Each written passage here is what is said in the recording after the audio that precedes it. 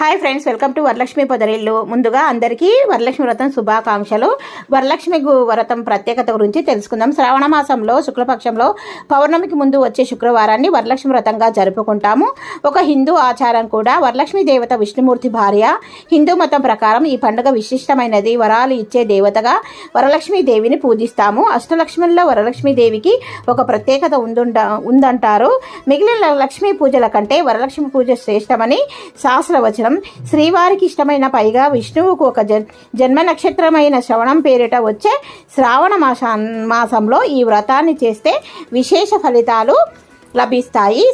సర్వమంగళ సంప్రాప్తి కోసం, సకలాభీష్టాల కోసం నిత్యం సుమంగళిగా తాము వర్ధిల్లాలని పుణ్యశ్రీలు ఈ వరలక్ష్మి వ్రతాన్ని వివిధ సాంప్రదాయాల్లో ఆచరిస్తారు.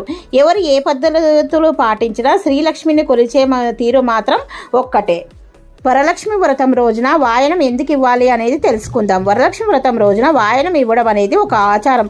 ఇది లక్ష్మీదేవిని పూజించిన తర్వాత ముత్తైదులకు తాంబూలంతో పాటు ఇతర కానుకలను సమర్పించడం. ఈ వాయనంలో సాధారణంగా పసుపు, కుంకుమ, గాజులు, పూలు, పండ్లు, దక్షిణ, చీర, రవికే, వస్త్రం, దక్షిణ తాంబూలాల వంటివి ఉంటాయి.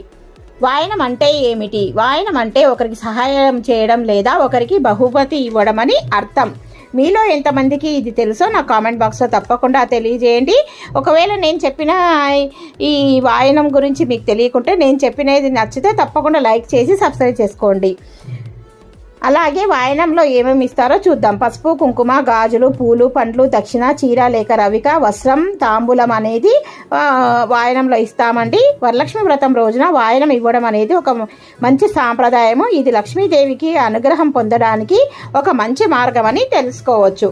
మీలో ఎంతమందికి ఈ వరలక్ష్మి వ్రతం రోజున ఇలాగ వాయనం ఇచ్చారో, ఎంతమంది ఇచ్చారో నా కామెంట్ బాక్స్లో తప్పకుండా తెలియచేయండి. ఓకేనా? ఇంకా పసుపు, కుంకుమ ఇవి శుభానికి సంకేతాలు. గాజులు శ్రీ సౌభాగ్యానికి చిహ్నం. పూలు దేవునికి ముత్తైదులకు ఇష్టమైనవి. పండ్లు ఆరోగ్యానికి ఐశ్వర్యానికి చిహ్నం.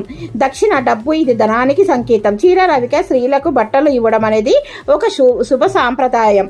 ఇవన్నీ వాయనంలో. ఇంకా తాంబూలాన్ని విషయానికి వస్తే వాయనంలో తాంబూలం కూడా ఇవ్వడం ఒక ఆనవాయితీ. ఇవన్నీ వరలక్ష్మి వ్రతం రోజున తాంబూలం గురించి, వాయనం గురించి చెప్పాను కదండి. మీలో ఎంతమందికి తెలుసో నా కామెంట్ బాక్స్లో తెలియజేయండి.